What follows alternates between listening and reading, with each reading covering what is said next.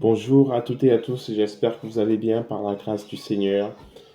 C'est un jour béni, c'est un jour glorieux aujourd'hui et je prie pour que la grâce du Seigneur Jésus-Christ et que l'amour de Dieu le Père et la communion du Saint-Esprit soient votre partage en ce jour dans le nom puissant de Jésus. Alors je reviens comme je vous l'avais promis pour la suite de notre série sur les 6 choses que le Seigneur Jésus-Christ a faites pour nous. Dans un premier temps, dans la première vidéo, je vous avais partagé que premièrement, le Seigneur Jésus-Christ, il a ôté le péché, il a pris grâce à son sacrifice sur la croix, nous avons la rémission de tous nos péchés. La Bible déclare que par le sang de Jésus, nous avons été remis de tous nos péchés, nous avons la rédemption. Grâce au sacrifice de Jésus, nous sommes libérés de toute forme de l'emprise du péché. C'était la première chose que je vous avais partagée. Et la deuxième chose, c'est que étant donc justifiés par la croix de Jésus-Christ, nous avons la paix avec Dieu. Il a ôté le péché et cela nous a donné un libre accès dans la présence de Dieu. Nous qui étions dans une relation conflictuelle avec Dieu le Père, grâce au sacrifice de Jésus, nous avons été réconciliés avec lui. Et nous sommes donc aujourd'hui en paix avec Dieu le Père. C'est une bonne nouvelle. Et je prie que cela soit le partage d'une personne ici connectée, d'être en paix avec Dieu le Père. Et aujourd'hui, je vais nous partager les 4 autres choses que Jésus-Christ a faites pour nous. Donc, la troisième chose que nous pouvons noter lorsque nous lisons la Bible, la parole de Dieu dans Romains chapitre 8 à partir du verset 1. La Bible dit qu'il n'y a donc maintenant aucune condamnation pour ceux qui sont en Jésus-Christ. Il n'y a donc maintenant aucune condamnation pour ceux qui sont en Jésus-Christ. Donc, nous pouvons comprendre par là que grâce à Jésus, nous ne sommes plus coupables. Nous ne sommes plus sous l'emprise d'une quelconque condamnation. Donc, à cause du péché, nous étions destinés, condamnés à la mort éternelle. Et nous pouvons le voir dans Colossiens chapitre 2 au verset 13.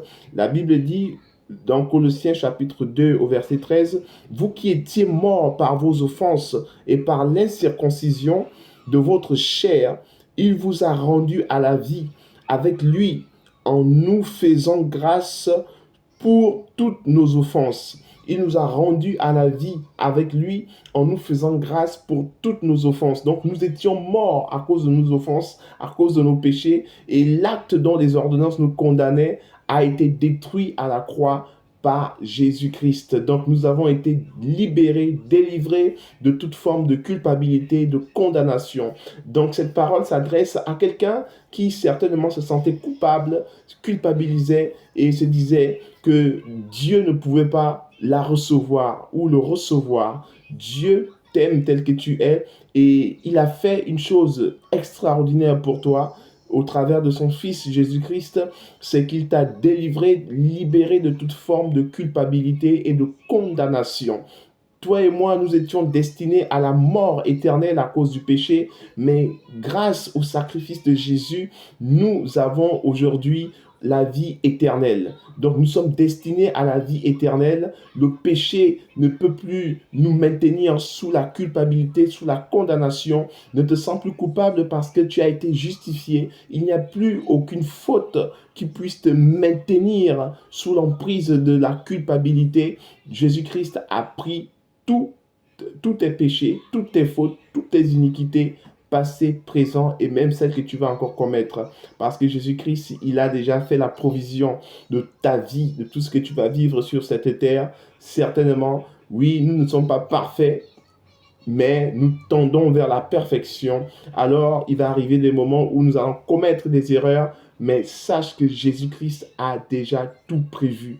Alors, il nous a donné le pardon éternel. Il suffit simplement que tu le reçoives dans ton cœur, reçois ce que Jésus-Christ a fait pour toi et tu verras que sa grâce sera pleinement manifestée dans ta vie. Donc la troisième chose, c'est que tu n'as plus à te culpabiliser car tu n'es plus condamné. Tu n'es plus condamné à la mort éternelle.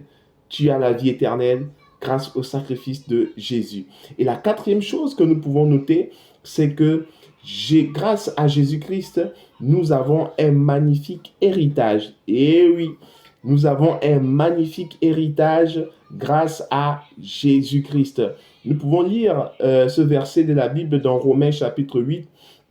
Dans Romains chapitre 8 au verset 17, la Bible nous dit, « Or, si nous sommes enfants, nous sommes aussi héritiers. Héritiers de Dieu et co-héritiers de Christ. Si toutefois nous souffrons avec lui, afin d'être glorifiés avec lui. » Donc, nous sommes enfants de Dieu et cela fait de nous des héritiers de Dieu et de co-héritiers de Christ. Donc, l'héritier, c'est celui qui reçoit un héritage. Nous savons que notre Dieu est le roi d'un royaume et alors, en tant qu'héritier, nous héritons ce royaume. Alors, il y a beaucoup de choses dans ce royaume que nous héritons.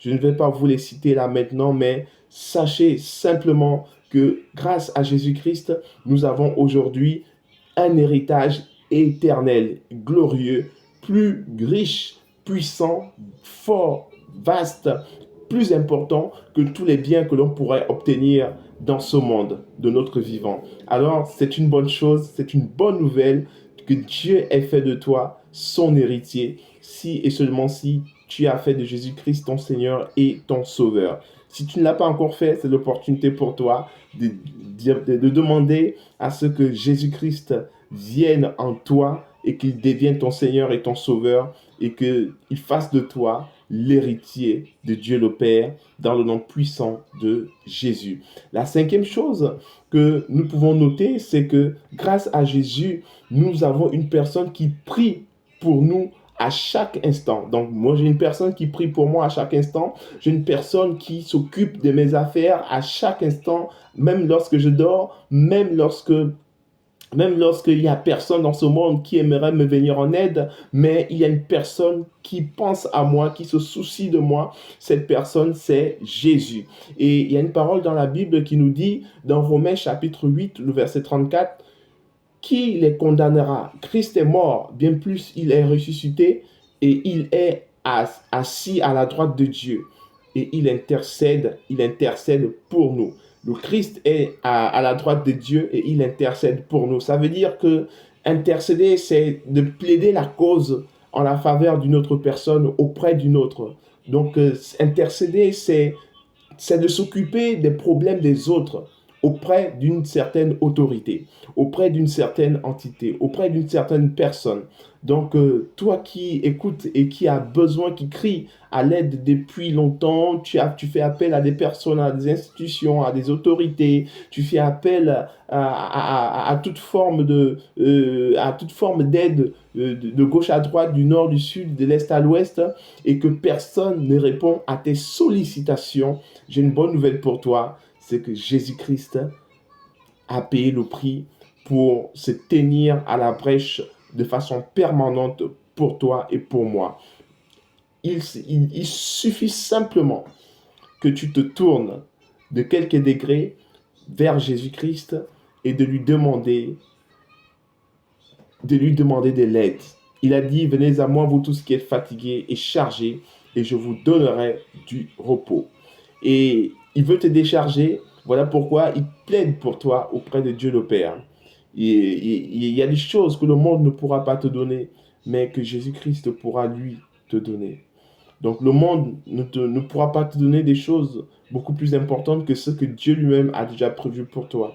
Vous savez, vous avez été créé pour un but précis. C'est Dieu qui vous a créé. Alors, le but pour lequel vous avez été créé, il y a également une provision rattachée à ce but. Dieu a prévu des choses que vous devez vivre sur cette terre afin d'accomplir le but pour lequel vous avez été envoyé sur cette terre.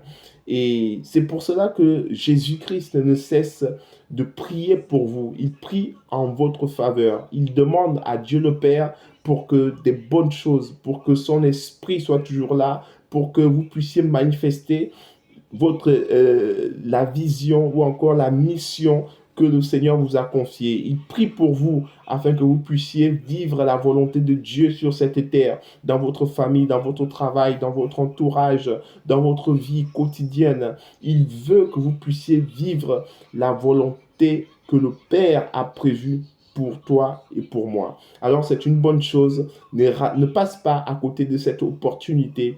Jésus-Christ est disponible de façon vraiment permanente pour toi et pour moi. Tu veux pleurer auprès d'une personne qui ne va jamais te condamner, qui ne va jamais t'accuser. Sache que Jésus-Christ est cette personne. Cette personne qui ne va jamais se lasser de t'écouter, de t'entendre. C'est Jésus-Christ, c'est cette personne. Cette personne qui va jamais te lancer des pierres, quand bien même que tu commettrais des abominations, des choses horribles. Jésus-Christ est cette personne. Alors, je te présente vraiment le meilleur des amis, l'ami fidèle, la Bible l'appelle, c'est Jésus-Christ, le meilleur conseiller, l'admirable conseiller, la Bible dit, c'est Jésus-Christ. Tourne-toi vers lui et je peux te garantir que tu ne seras jamais déçu. Tu ne vas jamais le regretter parce que Jésus-Christ est le Seigneur de toutes choses et il a prévu des bonnes choses pour toi au nom puissant de Jésus. Et la sixième et la dernière chose, ce que j'aimerais simplement partager avec toi, c'est que grâce au sacrifice de Jésus, nous avons la vie éternelle. Nous avons la vie éternelle. La Bible dit dans Romains chapitre 8, le verset 11, que si l'esprit de celui qui a ressuscité Jésus d'entre les morts habite en vous, celui qui a ressuscité Christ d'entre les morts rendra aussi la vie à vos corps mortels par son esprit qui habite en vous. Ça veut dire que Dieu qui a ramené Jésus-Christ d'entre les morts, il nous